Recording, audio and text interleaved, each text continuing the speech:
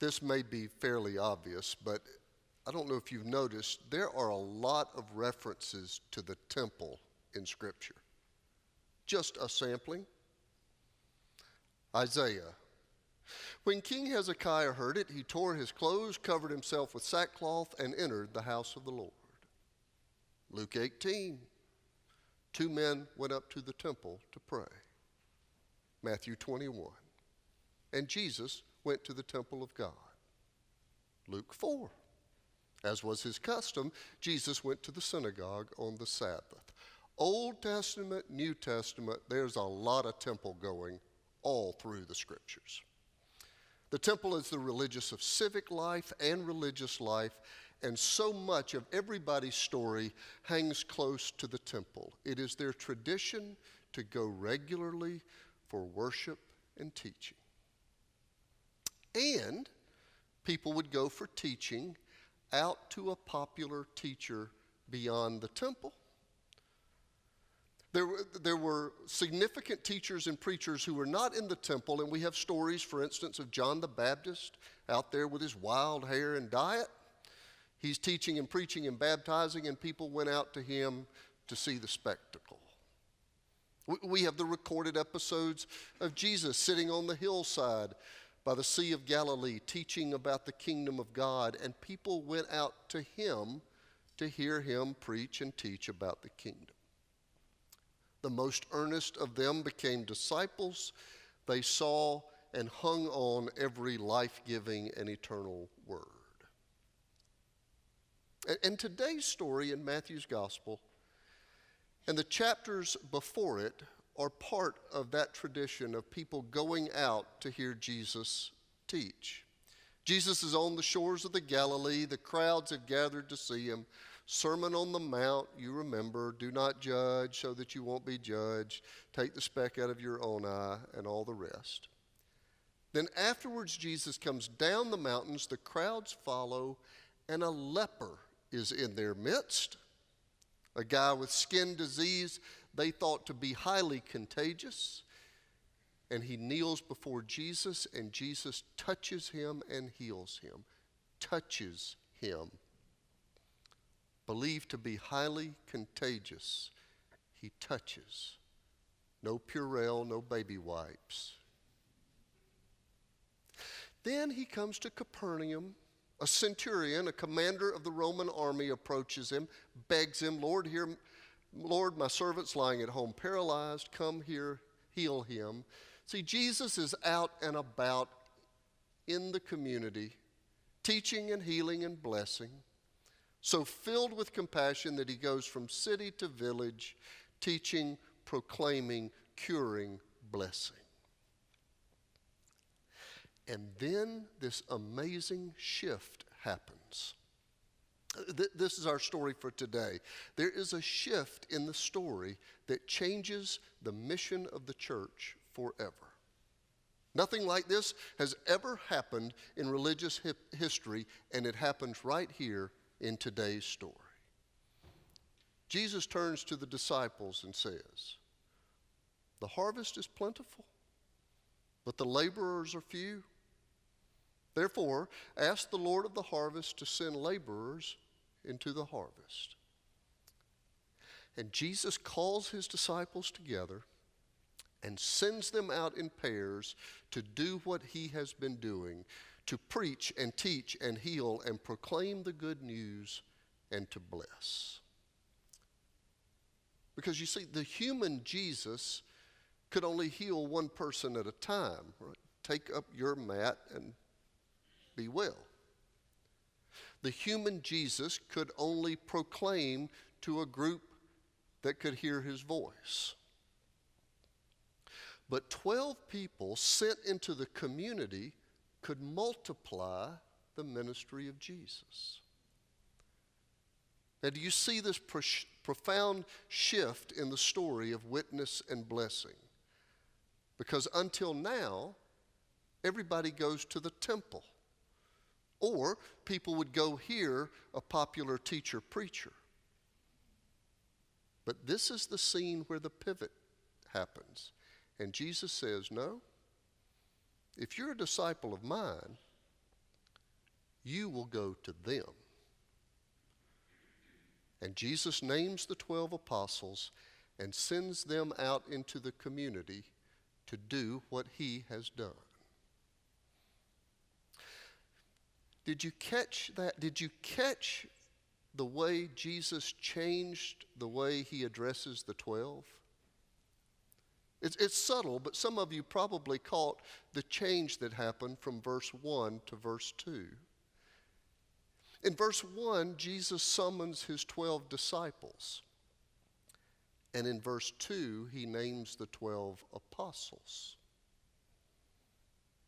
They got a name change and a new job title and a new business card. Jesus calls them disciples, and then one verse later, he calls them apostles. A disciple means a follower or a student of a teacher or leader. An apostle is a sent one. The mission of the church shifted right here between verse 1 and verse 2 because we're all called to be disciples, and now we have been called to be apostles. We're called to be followers and the sent ones. And let's be honest here, our part of the Baptist tradition has done a much better job of forming disciples than apostles. We've done a good job of replicating the temple, a place where believers will come to worship and learn and offer their sacrifice. We've replicated the disciple tradition, where interested people will come for teaching and learning. But most of us did not move from verse 1 to verse 2. Most in our tradition didn't make the shift from disciple to apostle. We have an impressive record of forming followers or students of a teacher leader, and a rather sorry record of producing the sent ones. I've said several times over the last few months that for the last 50 years, the outreach strategy of Second-Ponce Baptist Church is we are located at the corner of East Wesley and Peachtree, and we open on time. That was kind of it. And it was enough. We have done a great job of being a place where disciples come and learn. It's worked. For decades in this country, there's been an appetite for discipleship, and the culture came to church.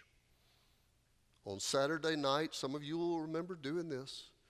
On Saturday night, they shined up their Sunday shoes and read their Sunday school quarterly and put $1 in the offering envelope, got ready, and Sunday morning went to church. And that day is over. So for the church to thrive, we have got to make a shift from verse 1 to verse 2. Our disciples have got to become apostles. We've got to shift our thinking from being learners only to being the sent ones who take the teaching, healing, and blessing of Jesus into the city. Jesus was specific with the first disciples about where they should take their ministry. He said, "Go nowhere among the Gentiles, enter no house of the Samaritans, go rather to the lost sheep of the house of Israel." Well, maybe we should be pointed about the scope and the context of our mission as well. Each sent group has a context, after all. Last week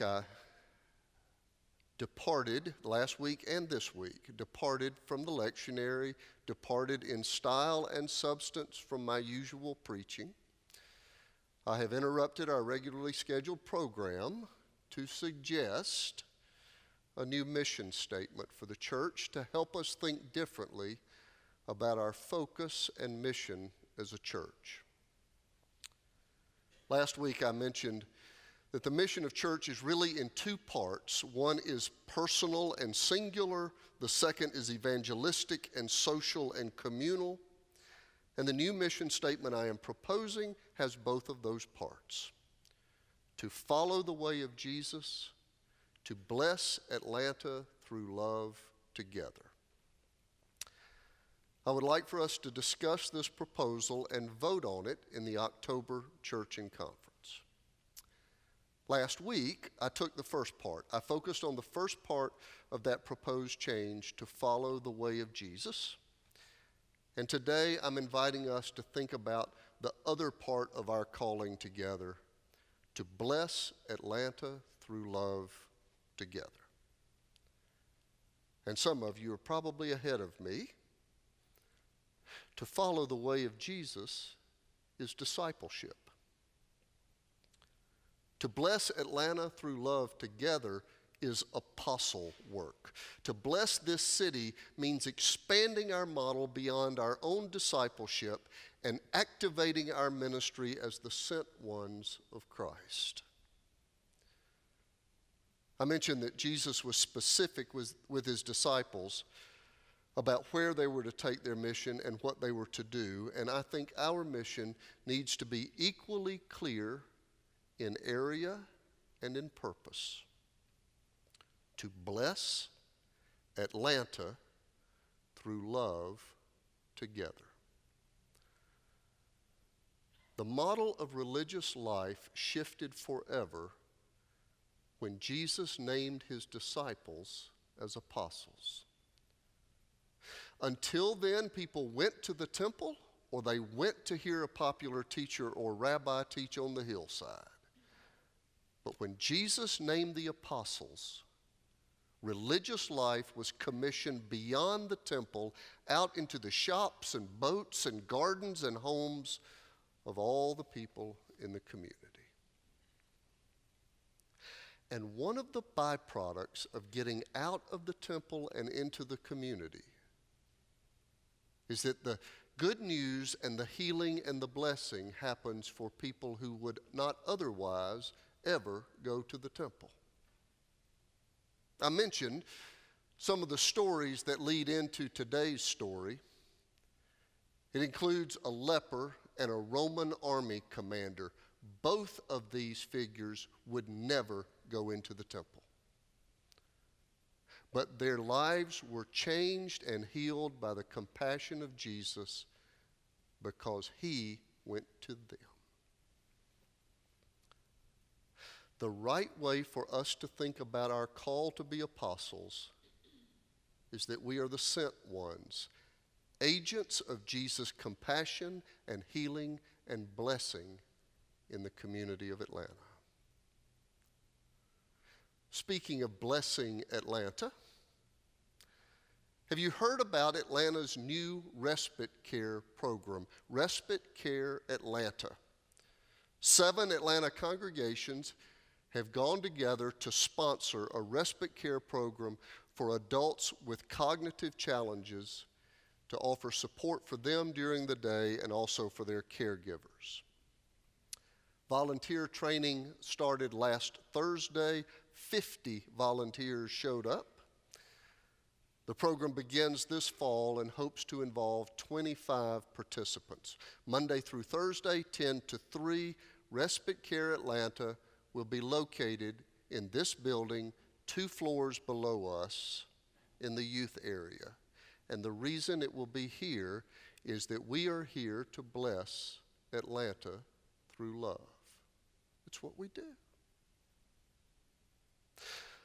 Are you familiar with the Collective Learning Academy?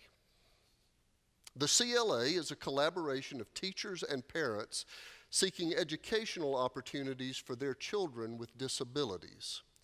Students aged 10 to 21 with autism, cerebral palsy, other developmental disabilities, learning together. And they just started meeting here at Second-Ponce, Monday through Friday, 8 to 4, because this is what we do. We are intended to bless Atlanta together. but we are also the sent ones.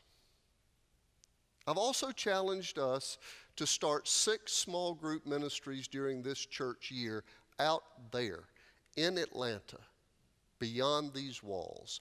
And several of you have raised your hand. Weston Lewis raised his hand.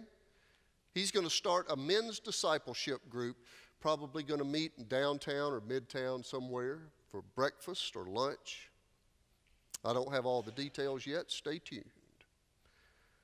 Ashley Webb is launching a ministry for Atlanta singles called Your Best Single Self. Stay tuned for details on that one too. Others of you have been calling, emailing. Dr. Hull and I have gotten calls and emails about wanting to start supper clubs and home Bible studies. He and I look like we're playing whack-a-mole, just trying to get to everything that's popping its head up. So much energy and excitement about what's possible beyond here and out there. And I have to put my money where my mouth is too. I'm getting into the city as well.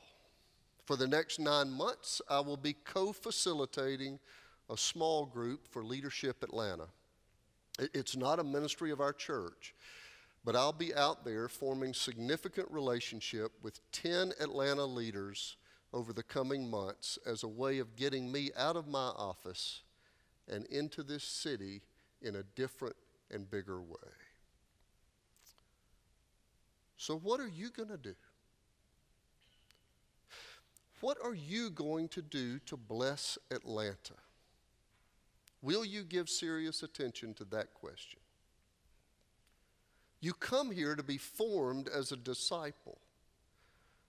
But what are your plans for getting out there and being an apostle? Not everybody needs to start a new ministry, but everybody needs to do some apostle work. Maybe you're single and intrigued by Ashley's efforts and you want to get in touch with her. I'll get you her contact information. And you've got a lot of friends you want to invite. You just want to be a part of that. That'd be great. Maybe you're a lawyer in Midtown Atlanta. There are thousands of lawyers in Midtown. You might want to start a Tuesday morning Bible study, 7:30 in the morning, just for attorneys to come before they go to work. If they don't have a Bible, we'll provide one. The lawyer joke was too easy, sorry. You might be one of the ones saying, you know what, I'd love to get into the city of Atlanta, but I can hardly get to my mailbox. My age has got to me and I just can't participate in this. But you can. You can pray for these new efforts that are bubbling up.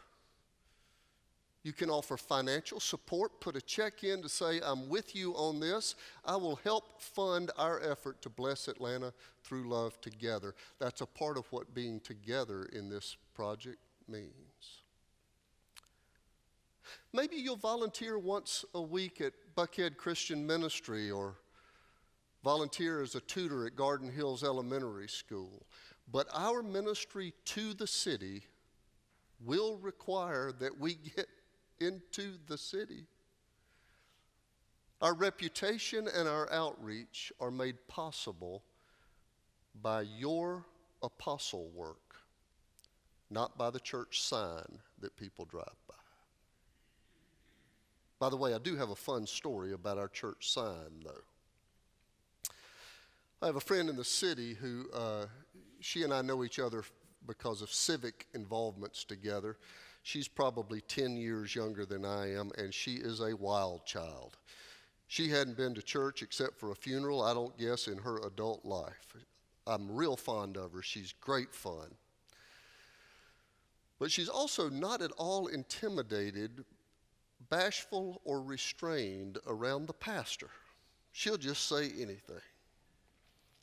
Well, one day after a civic meeting, we were walking to the parking lot together, and she said, do you know what I tell my friends when we come driving by your church? And I thought, oh no. First of all, I've got this image of her at midnight with all the windows down and 18 friends hanging out anyway. She said, every time I drive by your church with somebody else in the car with me, I try to shock them by pointing and saying, the guy who's pastor of that church, he's a friend of mine and I really like him. I love that. It's not much, but not every Baptist church sign is going to get that response in this larger city. But one day, I want people to be stuck in traffic. No, I don't want people to be stuck in traffic, but maybe stuck in traffic on Peachtree and look over and see our church sign and say, Second-Ponce. Yeah, that's the church that blesses Atlanta through love together. And for that to happen, you and I have apostle work to do. So consider what you're going to do to make that dream come true. Will you stand and sing and respond?